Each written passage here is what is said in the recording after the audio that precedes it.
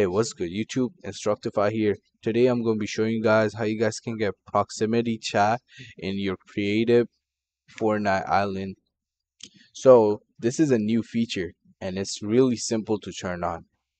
If you're on a keyboard like me, press escape, then go to island settings. In island settings, you want to locate mode.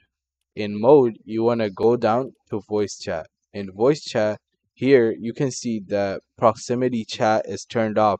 Turn it on. After you have turned it on, these grayed out options are gonna become applicable. So it says full volume distance. You can change it to your liking. This means that players will hear you from a distance.